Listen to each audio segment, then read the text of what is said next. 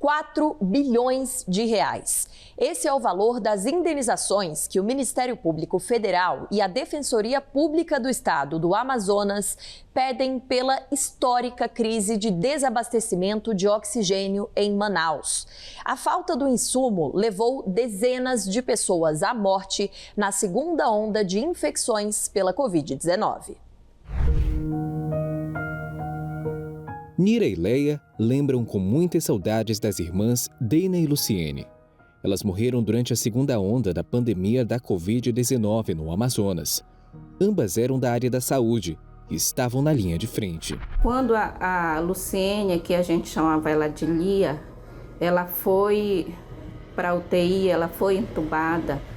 A Deina, que é a nossa irmã mais velha, de 7 irmãs, ela passou a acompanhá-la, né? Ia no hospital, verificar o boletim e passou a fazer parte de todos os procedimentos que sempre que precisavam ela ia ir lá.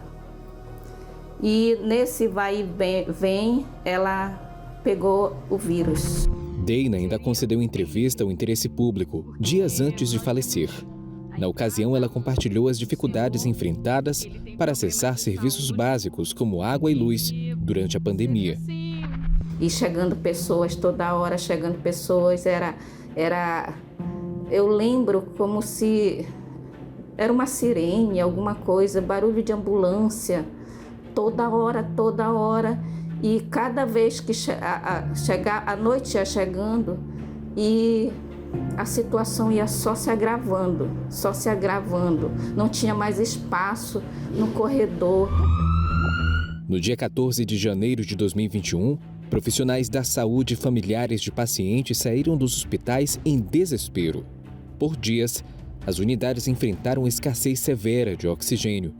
Tentativas de compra direta nas 2 únicas fábricas de Manaus falharam pela falta de estoque. Deina morreu sem receber o oxigênio de que precisava. Como era muita gente internada, as pessoas estavam atrás de comprar oxigênio e as pessoas que vendiam estavam vendendo por um preço absurdo, né? Mas para salvar o ente querido, a gente tinha que cair nesses preços absurdos, né? Não deu tempo de comprar para minha irmã.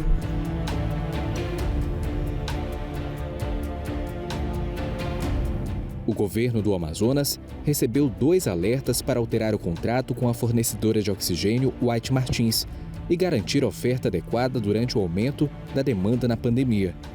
O relatório do Departamento Nacional de Auditoria do SUS revelou isso. O primeiro alerta veio da própria empresa em uma carta enviada à Secretaria de Saúde do Amazonas em 16 de julho, 6 meses antes da crise do oxigênio. A White Martins solicitou uma alteração no contrato, assinado em 2016, para aumentar em 25% a oferta do insumo. O Ministério da Saúde também foi alertado. A Secretaria Executiva da pasta admitiu ter conhecimento dos problemas de abastecimento de oxigênio na rede de saúde do Amazonas em 8 de janeiro de 2021. Havia sim possibilidades de planejamento diversas, tanto que a maior fornecedora de oxigênio medicinal já relatava desde 16 de julho a necessidade de expandir a demanda. Em novembro, dezembro daquele ano, o que se verificou foi um caminhar em direção contrária ao que se postulava ali, flexibilizando, não aderindo a protocolos científicos, com a divulgação de políticas que não tinham embasamento, o que culminou, infelizmente, com as mortes, os falecimentos e outras sequelas que até hoje não temos dimensão ali a partir de 14 de janeiro de 2021. Investigações do MPF e da Defensoria Pública apontaram que mais de 60 pessoas morreram em todo o estado pela falta de oxigênio. Na época, mais de 500 pacientes foram transferidos às pressas para hospitais em outros estados.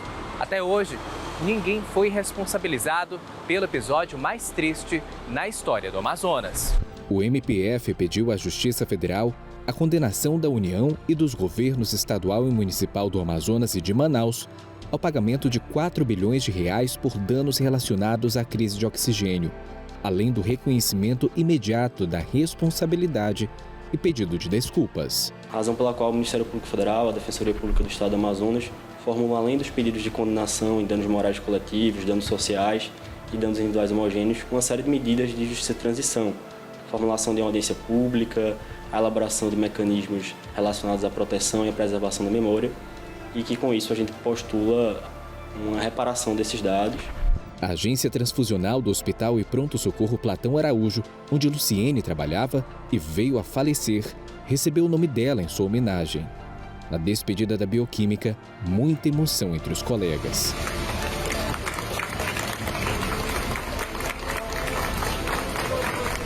A família vê esperança na iniciativa do MPF para reparar os danos e diminuir a sensação de impunidade. É o mínimo que ele pode fazer.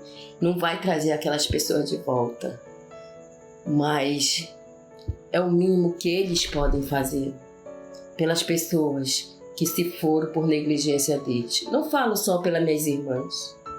Eu falo para aquelas pessoas que só faziam jogar naquela vala, que hoje a família não pode nem velar porque não sabe se o corpo está ali.